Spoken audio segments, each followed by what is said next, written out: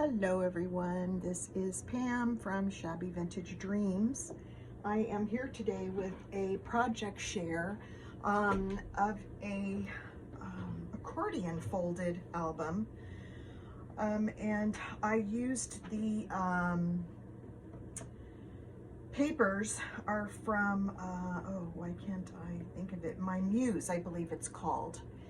I've seen several of you use it, but it is called the Muse. And what I did was I had this accordion album that I bought somewhere on clearance, and it was, I'm not kidding you, it was just like a couple of bucks on clearance. So I picked it up and thought I can do something with that. So what I did was I decided to use the Muse papers, and I made this really beautiful album. So the front cover is the woman, she's writing. It's all about, the Muse is all about writing and being a writer. And so since it's a journal, a writing journal, that's the theme I went with.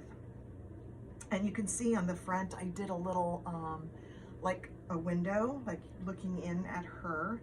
I took this idea from Lori Fusco. Lori does some really beautiful pulled curtains on her journals, and I thought, well, this paper really lends itself to that since the woman is on the corner. So yeah, I took some lace. I did go ahead and do this underside first, and then covered it with this really pretty embroidered lace that I had in my stash. It's been a long time. I've had it for a really long time, and I don't even remember where I bought it, except I believe it was on eBay. So the colors really lent itself to the paper, and so I went ahead and did the curtain kind of look on the front. When you, also I did use a little bit of stickles on this, only on her earrings and her fingernails. I don't know if you can see it. It's not real obvious. It's kind of a very minute detail, but it adds a little sparkle to the page, and it's really pretty when the light hits it.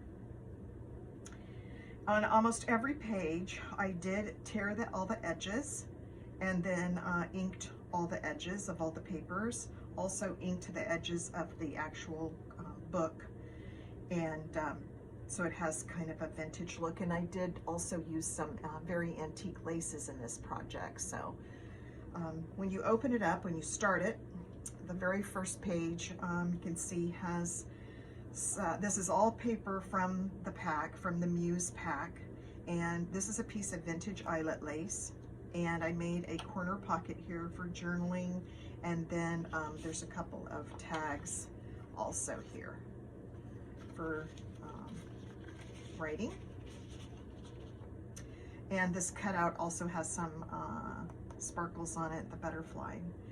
Then this page over here, same thing, more of the papers from the pack. And what I did on this one was made a pocket out of some of the papers that were in this pack. And then this is a piece of very antique lace.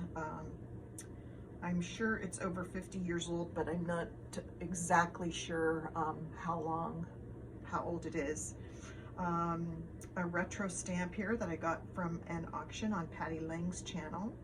And then what I did here was just put in a bunch of tags and things that a writer could write on. Just a flashcard here with the word story. And then on this side, I've got, this one was really fun. This, I just used a piece of the ruffled fabric edge. I got this from Amy Love. And again, some more of the fabric from the front. From the curtain. I had a little piece left over, so I used that there on the tag. And this is really funny. I had some Post-its that are actually, what do you call it? The see-through, gosh, every time I do a video, the words leave, right? What am I trying to think of? I'll think of it in a second. It's the opaque paper. And so I had some of those, and I have found an old negative. So this is really fun because if you pull it up and hold it to the light, you can see through it, and you can see that it's a couple having a picnic out on the grass. So yeah, I like that. I thought that was really nice. And then the sentiment says, I want to write things that people want to feel. And then on the back is some more journaling space. Let's put that there. This paper is so cute. It's the typewriter keys. So I love that for a journalist or someone who's a writer. More journaling cards, some lace, and a little piece of seam binding. Another tag, more places to write here with a little butterfly. Same thing here, a bookmark or a tag to write on with some more scrap of antique lace. More lace, tag, and same thing here, more tag to write on. So I just tucked those in the pocket. Then you go to the next page, and I used that lace again for this scene. And this is kind of like a library scene. And any good writer would have a library, obviously. And I just decorated this page with some antique little doily bits here. And then this is so fun. Right here is a hidden pocket. And I made the pocket on top using a book paper that was already on top of the books. So you kind of have a hidden pocket here. And I put 2 tags in that so that people could, you know, more journaling space here. And then when this is also antique lace bits. So then when they're not in the pocket, that's the picture. And when they are in the pocket, they really kind of disappear inside the pocket. You don't know it's there. So that was kind of fun. On this page, I did use some more antique doilies, or vintage doilies, I should say. I believe this one might be antique. And I made a belly band here, and all again out of the same papers. And then in the belly band here, I have a card from the paper pack that's for journaling. Slid that in here. And then I also have made this beautiful envelope with the coffee dyed envelope. And then on this one, I want to write things that people want to feel. And I'm trying to remember, that's kind of, it's similar to this other one. What was this one? Oh yeah, it's the same. I want to write things people want to feel. Yeah. So I really love that sentiment. So I went ahead and used it again on this. And then a book, piece of lace, and everything's all inked. And then inside this envelope is coffee dyed paper, not coffee, it's dyed paper in pink. And so it's just several pages that someone can write on, and the pattern in the paper is so pretty. And I actually ordered this from Grammy's Keepsakes. I don't remember her name, but she has a YouTube channel, Grammy's Keepsakes, and she dyes a lot of paper, her own papers with various things, and I ordered this from her. So yeah, so those I just cut up little sheets so the person can journal on that, and that's, you know, a nice thing to be able to journal. So more writing things. Then on this page, this was fun. What I did here was I made a tuck pocket, a little tuck. I did 4 tucks, and then embellished them, you know, inked them. And then they all open, so you can write inside all 4 of those.